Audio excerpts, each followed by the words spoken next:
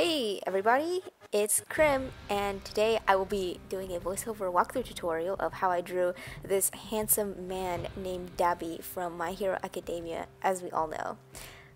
So starting off, I'm just drawing out his composition. Actually, I started drawing him after I had a burst of inspiration when I was like, oh wow, I can actually do poses. Yeah, because like someone else asked me to draw a pose for them, and then I was like, I forgot doing dynamic poses is actually like kind of fun. So here I am sketching around. I actually made my boyfriend do this pose for me and took a picture so that I had references. So it's always a good idea to use references, even if you think that you can do everything from imagination. References are not, like, you shouldn't be ashamed of using references basically. So the sketching portion is done. I did speed up this video like 20 times, so hopefully my talking can catch up with all the stuff that I'm doing, but I didn't want to upload like a 4-hour video, so yeah. So here I am, just doing the hair. I feel bad talking over the music because it's like super epic. So I'm sorry that you guys have to hear my voice in this video. But yes, I'm sketching out his hair. At this point, I really think he looks like Boku instead of Dabi, but I think that's because I hadn't like colored in his scars yet. So, also his hair is, I think, shorter than Bakugo's. Bakugo's is like a bit more longer and messy, so at this point I was like, alright, I need to tone down on how long I'm making his hair.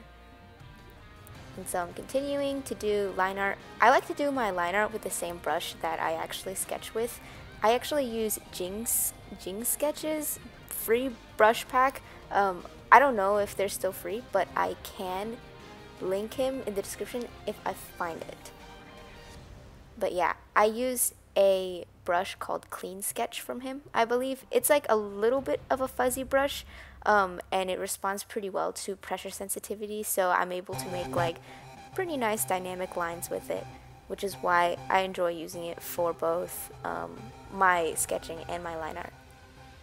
There was a period of time that I liked using just the pen tool that was built into Procreate, the one that like didn't have any line width, which did end up giving my drawings like a really nice aesthetic, but I find it much harder to do line art with them because it's like a lot more unforgiving to do line art with a pen that like you can't really, I don't want to say hide your mistakes, but kind of hide your mistakes with. So I'm almost done with doing the line art for him, just doing some finishing touches. I think at some point I realized that his face was like a little bit weird looking. I do a lot of like last minute tweaks sometimes when I'm doing my line art.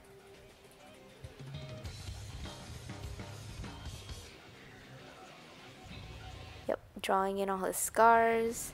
And now we're going on to the coloring phase, which my first step is to kind of color in his entire outline. It just makes it easier for me to color in the smaller parts later. I know a lot of people who like to specifically only paint with like all on one layer. They like doing this because they like to fill in the entire canvas, or not the entire canvas, just like the entire area they're going to paint over, and they just kind of like go wild with the portion on the inside. But I like doing this and then sticking clipping layers on top of it to do like my individual colors. So technically I'm still shading everything in individually, but I found that before when I tried to shade everything individually, sometimes I would like accidentally leave little white gaps between areas, which would be super obvious when I set my line art layer to multiply and started coloring it in, and then I'd be like, oh my gosh, there's like a random white line down his face. So having like the entire area colored in beforehand kind of prevents me from accidentally missing spots like on the inside of his body. So yep, just filling in the colors at this point. Since, well, I usually like to make my base colors not very bright. I usually like making them muted tones of what they actually are, just because like brighter portions can be added later. And also oversaturation has a tendency to make the picture look a little bit jarring to me, which I've been trying to stray away from. And here we are, we're starting to paint his hair. Like I mentioned in all my other videos, I do all of my shading and painting on a multiply clipping layer that's above this entire piece. I like to also shade multiple multiply layers. I like to layer them. Wow, I just used multiply and layer like a lot. But I like to layer my multiply layers so that I can keep adding depth to my shadows. I usually like first just doing the base shading as if like not taking into consideration external lighting. So just like shading how the certain areas would look just under like very basic lighting, and then afterwards at the very end I'll put another multiply layer on top and do like overall shading based on environment afterwards. So at this point I'm really just giving him shadows based on like his body casting shadows on himself, excuse me, rather than taking into consideration the lighting that I'll put in later.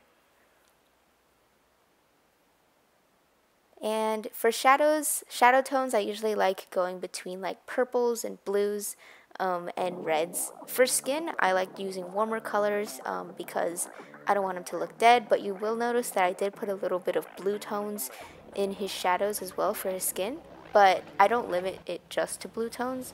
I put blues in like the deepest parts, but otherwise I like keeping more like purplish pinks for skin. It gives it like a nice range of color.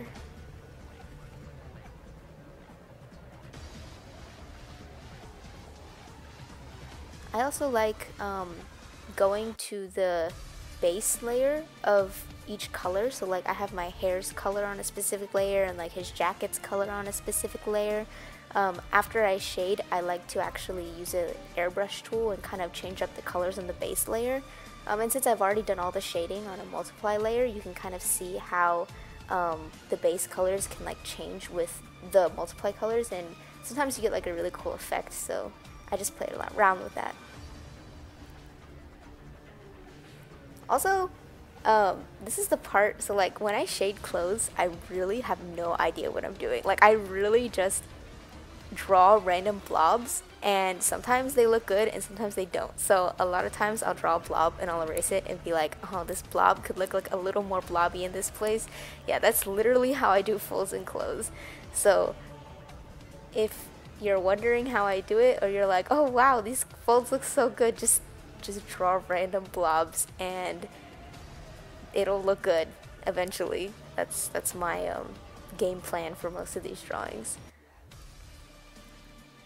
And funny enough, I actually just came up with this shading style this week or last week. Prior to this, I actually did not color like this at all, and that's because like I was in college. Well, I still am, but I'm graduating this semester. But throughout all my years of college, I like barely drew. In high school, I drew like every single day because I didn't listen in class, so I just doodled instead. And then once I got to college, you know, I finally made actual friends instead of being like a shutout. Shutout? I meant shut in. I shut myself in. Yes. But then after I got to college, I was like, wow, people are actually kind of cool. So I made a lot of friends, spent a lot of time gaming, and did not draw at all. So after the quarantine happened and I started drawing more, I was like, man, I really don't even know how I'm supposed to be drawing. So it took me like 3 or 4 drawings after quarantine started happening for me to develop this style, but I'm quite happy with it.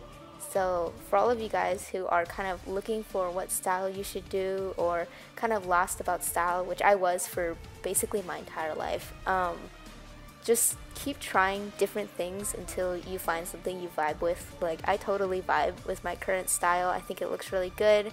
I really like that I use lots of different color tones, which was something that I always admired in like other art gods. So, you know, just keep trying to like push for that art style that you always wanted. Of course, there are still a lot of things that I want to improve on. Like I want to fix up my line art a bit more. I do set my line art to multiply, and kind of color it in so that it looks more in line with the art, which you'll notice that I already did. Like his line art is a bit bluer in his hair, but it still looks a bit messy to me, so that's definitely something that I want to fix up. Ah yes, I'm currently doing his fire. So his fire was pretty fun to draw. I wasn't really sure how I was going to do it at the beginning, but I'm kind of happy with how it turned out in the end. For the fire, I used like the dark shade, dark blue, for like the outlines, and then I kind of filled the inside with lighter and lighter and more saturated shades of turquoise blue. And I also added some like greens and magentas just because sometimes fire has those things, chemical reactions. I think like copper is green. I don't know, I failed chemistry in high school, so. And I'm playing with blending modes around here. I think I set one of my fire layers. I like duplicated the same layer for fire multiple times. I think I set one of them to be like color dodge or add, and that one I kind of lowered the opacity on, and then I set another one to be normal, and for that one I think I Gaussian blurred it so that it would give the fire like a kind of halo effect. Yep, just adding finishing touches to Dabi. I think at this point I wanted to start adding in a background, and I was like super not sure about what background I should do for him. So you'll notice that I'm like playing around with colors, just trying to see what looks the best with him. I started out trying to just do like a gradient of some sort, but it looked a bit boring. So at this point I actually looked at Kuroshiro's Instagram. So Kuroshiro, I'll link his Instagram in the description below, but I'm like not being sponsored by him or anything. But he's like, he or she, I don't want to assume gender, they are really good at art. They create beautiful portraits, and most of their backgrounds are pretty simple but very dynamic. So I went and checked out some of their photos and got the idea for just doing like basic clouds in the background with some debris and fire flowing in the wind. And I was pretty happy with how it turned out in the end. He looks pretty badass. So thank you for watching, and I will see you in the next video. Bye bye.